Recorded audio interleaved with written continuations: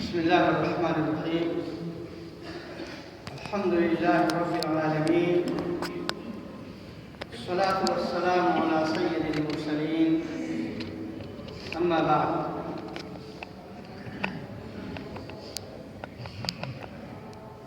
قال الله سبحانه وتعالى: كنتم خير أمة أخرجت للناس. حضرات گرامی، اساتذہ کرام اور عزیز دینی اور ملی بھائیوں،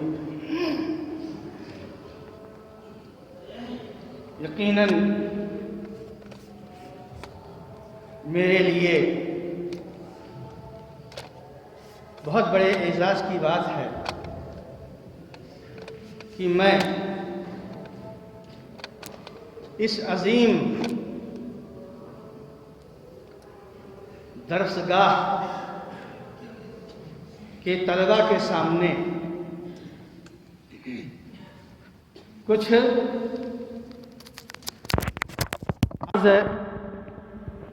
کرنے کی کوشش کروں۔ حقیقت یہ ہے کہ جس جگہ سے علم کے سوتے ابلتے ہوں، جہاں سے علم کا دریا بہتا ہو، یقیناً وہاں پر زبان کھولنا کوئی معمولی بات نہیں ہے۔ میں آپ سے یہ بھی نہیں کہہ سکتا کہ میرے پاس کوئی ایسی نئی چیز ہے، کوئی ایسا نسخہ کیمیا ہے جس کی اطلاع آپ کو نہیں، نہ کوئی ایسی بات ہے جو آپ نہیں جانتے، جس کو آپ نے اپنے درس میں نہیں پڑھا ہو۔ یقیناً اس کے باوجود چونکہ اپنے بڑوں کا جو حکم ہے اس کا ماننا بھی ایک امر ضروری ہوتا ہے، لہذا یوں سمجھیے کہ کچھ وقت گزاری کے لیے میں آپ کے سامنے حاضر ہوا ہوں۔ کیا کہوں وہ آپ بتائیں مجھ کو کیا کہنا۔ کون ایسا طالب علم ہے جس کو یہ آیت نہیں معلوم ہے؟ کنتم خیر امۃ اخرجت للناس، ہے نا سب کو معلوم؟ پھر مجھ کو کیا کہنا ہے؟ جس قوم کے بارے میں رب العالمین یہ ارشاد فرمائے کہ پوری کائنات کی تاریخ دیکھ لیجئے، آپ سے بہتر کوئی نہیں ہے بحیثیت امت۔ آپ اس کی تشریح بہت اچھی کر لیتے ہیں، جانتے ہیں کہ امت میں جو خیر کا ٹائٹل پایا جاتا ہے، اصلاً وہ کون لوگ ہیں؟ کیا وہ ہے جس کو رسول کی رسالت میں شبہ ہے، یا وہ ہے جس کو اللہ کی توحید میں شبہ ہے، یا وہ ہے جس کو اللہ کی کتاب میں شبہ ہے، یا وہ ہے جو عظمت صحابہ کے تعلق سے گندا خیال اور دماغ رکھتے ہیں؟ کیا رسول کے زمانے میں یہی امت موجود تھی؟ کیا رسول کے زمانے میں یہی لوگ تھے؟ کون ہیں وہ لوگ سوائے ان کے جو صحیح اللہ کے نبی صلی اللہ علیہ وسلم کی اطاعت اور فرما برداری کرتے ہو؟ اس میں کوئی شک نہیں کہ عملی اعتبار سے کوتاہی ضرور ہے، لیکن دل و دماغ کتاب اللہ اور سنت رسول کے بالادستی کے قائل ہیں، اور ہر اہل حدیث کا یہی عقیدہ اور ہر ایک کی یہی خواہش اور کوشش ہے۔ کیا آپ لوگوں کی کوشش نہیں ہے؟ کیا آپ یہ نہیں چاہتے ہیں کہ اس روئے زمین میں قال اللہ اور قال الرسول کی صدائیں گونجے؟ آپ جو یہاں آئے ہیں کس لیے آئے ہیں؟ کوئی مقصد ہوگا آپ کا؟ یقیناً مقصد یہی ہے کہ اللہ کے نبی کی کتاب، اللہ کی کتاب اور نبی کریم صلی اللہ علیہ وسلم کے سنت کا بول بالا ہو، اور جو اس کو کرتے ہیں وہی خیر امت ہوں گے۔ جو نہیں کرتے ہیں، جن کا مزاج بگڑا ہوا ہے، تو وہ خیر امت کیسے ہو سکتے ہیں؟ اللہ کے نبی صلی اللہ علیہ وسلم نے کتنی عظیم بشارت سے نوازا ہے، وہی خیر کی بات، لیکن واضح کر دیا ہے من یرید اللہ بہ خیرا یفقہہ فی الدین۔ ہر وہ طالب علم جو کسی دینی ادارے میں جہاں صحیح طریقے سے اللہ کی کتاب اور جناب محمد رسول اللہ صلی اللہ علیہ وسلم کی سنت کی تعلیم ہوتی ہے، اس مدرسے میں داخل ہونا ہی اس کے لیے بہت بڑی سعادت مندی کی بات ہے۔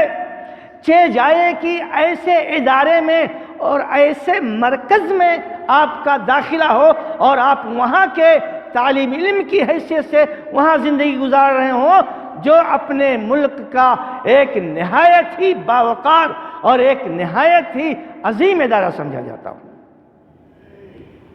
وہ ادارہ جس سے اہل حدیثوں کا دل لگا ہوا ہے، ان کا دل وابستہ ہے، وہ لوگ جن کو ہماری نگاہیں نہیں دیکھتی ہیں لیکن ان کی دعائیں ہمارے شامل حال ہیں۔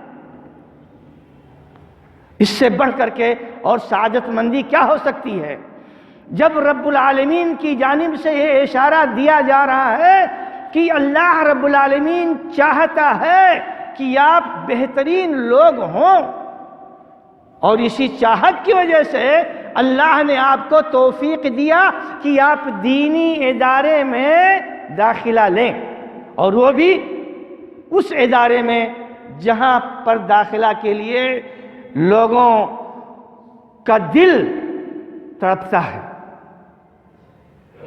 من یرید اللہ بہ خیرا یفقہہ فی الدین۔ کون طالب علم جو حدیث پڑھ رہا ہے وہ نہیں جانتا ہے؟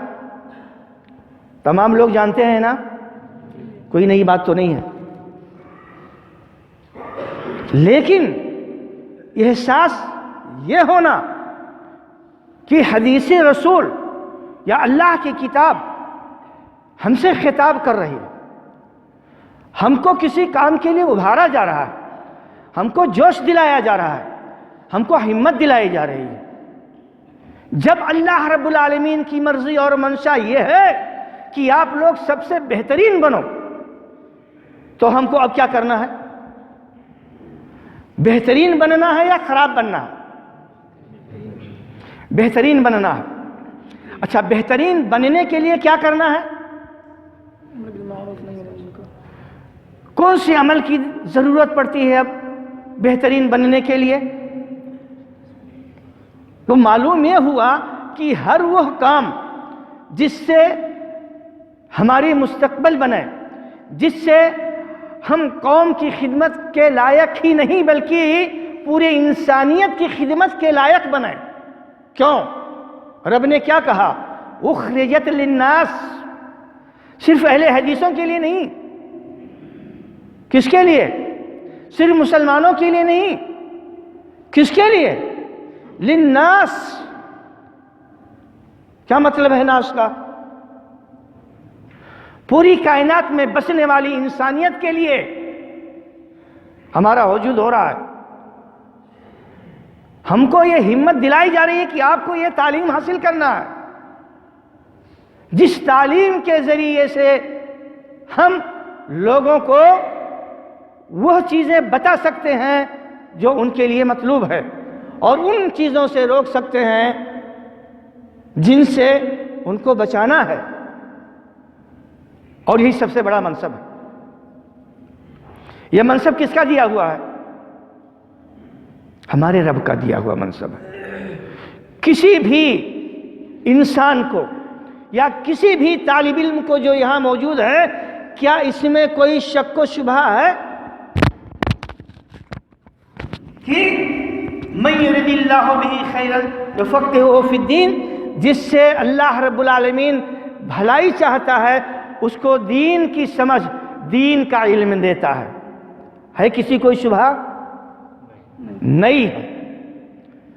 جب شبہ نہیں ہے تو ہم اپنے آپ کو کمزور کیوں سمجھ رہے ہیں؟ اپنے آپ کو کسی لائق تو نہیں سمجھتے؟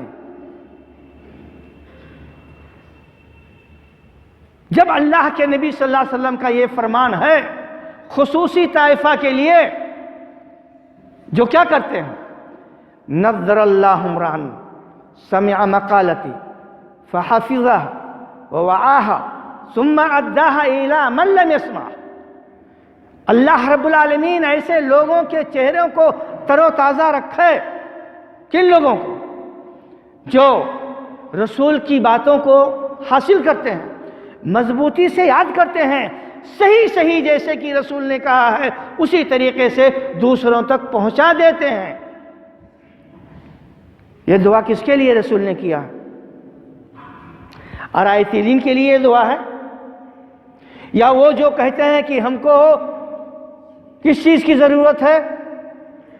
تورا از حدیث چیکار قول امام بیار، کس کے لیے یہ بشارت ہے؟ کیا حدیث رسول پڑھنے یاد کرنے والوں کے لیے نہیں ہے؟ اگر نہیں ہے تو کس کے لیے ہے؟ اور اگر ہے تو اس حدیث کو فٹ کیجئے موجودہ دور میں جتنے دینی ادارے قائم ہیں، کہاں پر یہ کام ہو رہا ہے جہاں پر حدیث رسول بغیر کسی خارجی دباؤ کے صحیح بتایا جائے اور صحیح اس کا جو معنی مطلب ہے وہ لوگوں تک پہنچایا جائے؟ کن اداروں میں، کن جگہوں پر ہے؟ یہ کوئی ڈھکی ہوئی چیز ہے؟ یہ کوئی چھپی ہوئی چیز ہے؟ کھلی ہوئی کتاب ہے۔ کیا مطلب ہوا کہ ہماری ذمہ داریاں دنیا میں بسنے والے انسانوں کے تعلق سے بہت ہی زیادہ ہیں۔ اب اس ذمہ داری کی ادا کرنے کے لیے یہی یہ قیمتی ایام اور اوقات ہیں جو ہم گزار رہے ہیں۔ اب اگر ہم نے اس میں ذرا بھی کوتاہی کی، ذرا بھی غفلت کی، ذرا بھی سستی کی، تو یقیناً ہم اپنی ذمہ داری کی ادا کرنے میں صحیح ڈھنگ سے کامیاب نہیں ہو سکتے۔ لہذا یہ موقع ہے، اللہ نے موقع دیا ہے، اس موقع کو غنیمت جانتے ہوئے خصوصی توجہ آپ کو دینا چاہیے علم دین کے حاصل کرنے پر۔ یہی وہ ہتھیار ہے جس کے ذریعے سے آپ لوگوں کی اصلاح کر سکتے ہیں۔ یہی وہ روحانی علاج ہے جس سے انسانوں کے دل و دماغ کی بیماریاں ختم ہوتی ہیں۔ آپ اپنے دل و دماغ کو صحت بخش بنانے کے لیے اپنے پاس نہایت ہی قیمتی نسخہ رکھتے ہیں، لہذا آپ اپنے آپ کو کسی بھی طریقے سے کمزور نہ سمجھیے، احساس قحطی میں قطعاً مبتلا نہ ہوئیے۔ یہ دنیا ہے، دنیا کی زندگی اونچ نیچ کی ایسے چلتی رہے گی، امیر غریب بنتے رہیں گے، مٹتے رہیں گے، لیکن جس کے پاس رسول صلی اللہ علیہ وسلم کی دی ہوئی بشارت ہے، اللہ رب العالمین کی دی ہوئی بشارت ہے، اگر واقعی اس نے اس بشارت کی قدر کی اور اپنی ذات کو اور اپنی شخصیت کو اس مطلوبہ نہج پر لا کر کے اور اس کے مطابق عمل کیا، اس کے مطابق دین کی خدمت کی تو یہ ایسی بشارت ہے جو انمٹ اور نہ ختم ہونے والی بشارت. یقیناً مدارس کی زندگی میں بہت سارے حالات آتے ہیں، تکلیفیں ہوتی ہیں، پریشانیاں ہوتی ہیں، گھریلو پریشانی بھی ہوتی ہے، ہو سکتا ہے ادارے کی طرف سے بھی کچھ پریشانی ہوتی ہو، لیکن اس کا مطلب یہ نہیں ہے کہ آپ کے دماغ میں کوئی کجی آئے اور آپ کے طلب میں کوئی کمی آئے. بسا اوقات ایسا ہوتا ہے کہ آپ اپنے کسی استاد سے ناخوش ہیں یا کسی ذمہ دار سے ناخوش ہیں. اس ناخوشی کا غصہ آپ کہاں اتارتے ہیں؟ بجلی والے بٹن پر. میرے غصے کے کو کیا کیا؟ لگا دیا یہ گھونسا. کیا ہوا نتیجہ؟ اس کا نتیجہ کیا ہوا؟ یہ ادارے، یہ قوم کی امانت ہے، قوم کی ملکیت ہے. صرف ایک ہی شہر، ایک ہی ملک کی ملکیت نہیں ہے. آپ کے اوپر اخراجات کرنے والے کوئی 7 سمندر پار بیٹھے ہوئے ہیں. جس بٹن کو آپ نے توڑا، جس کا احساس آپ کے دل میں نہیں ہوا کہ ہم کیا کر رہے ہیں، کتنے لوگوں کا پیسہ اس بٹن کی شراکت میں لگا ہوا. قیامت کے ہاں کتنے لوگوں کو آپ جواب دیں گے جبکہ اس کو توڑ کر، اس کو نقصان پہنچا کر کے آپ نے اپنے ذمہ دار کا کچھ نقصان نہیں کیا، اور کرنا بھی نہیں چاہیے. نقصان کس کا کیا؟ اپنا کیا. کس کا نقصان کیا؟ کتنے لوگوں کو جواب دیں گے؟ اگر ایک آدمی کے ساتھ کسی کا مسئلہ ہو تو چلو ایک آدمی کا مسئلہ ہے، یہاں تو پتہ نہیں کتنے لوگوں کا مسئلہ ہے اس کے ساتھ. لہذا ایسے حالات میں اپنے آپ کو سنبھالنے کی ضرورت ہے.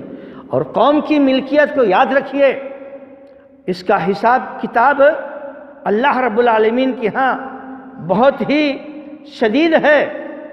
لہذا ایک وہ طالب علم جس کے مزاج کے اندر سمع و طاعت ہے، یقیناً یہ مزاج ہر ایک کا ہونا چاہیے، کیونکہ اس پر دین اسلام قائم ہے. بہرحال شاید میں بھٹک رہا ہوں.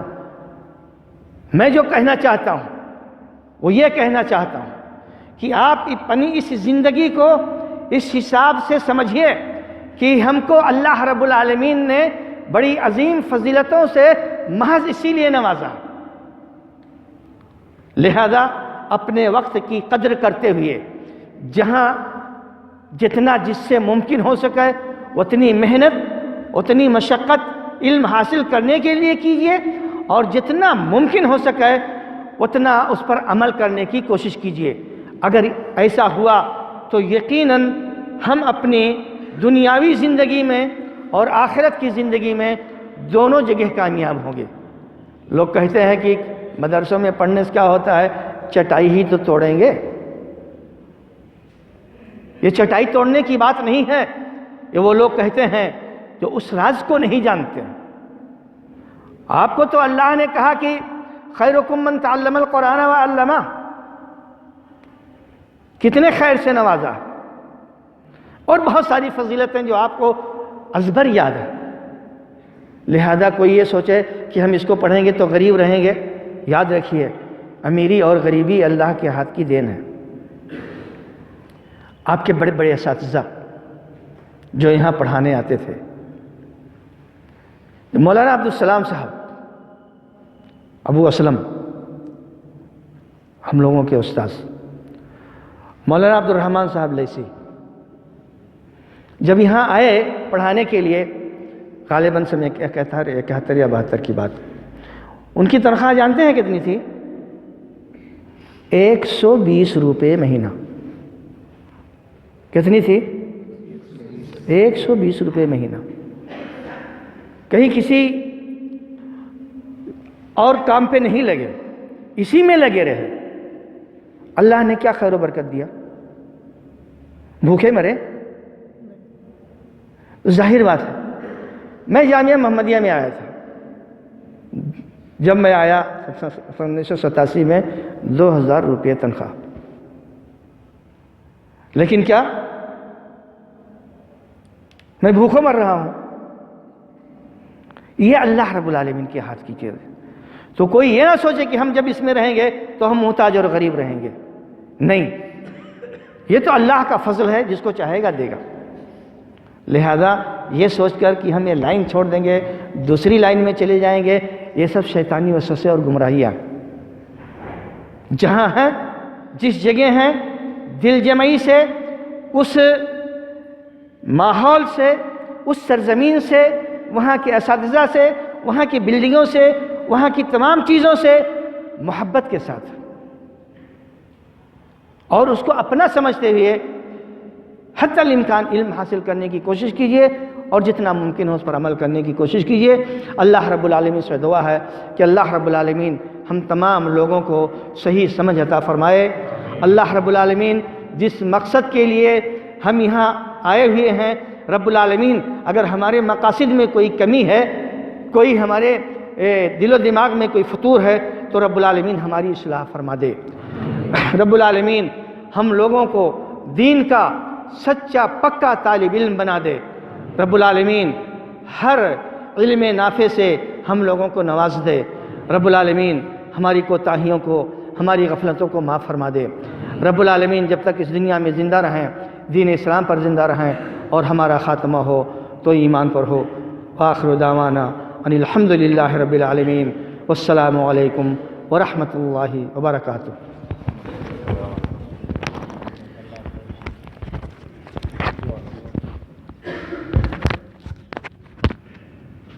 جزاک اللہ خیر و احسن جزا۔ جیسا کہ ہم لوگوں نے شیخ کے کلام سنا تو پتہ چل گیا کہ خیر الکلام ما قل و دل کا کیا مفہوم ہوتے ہیں۔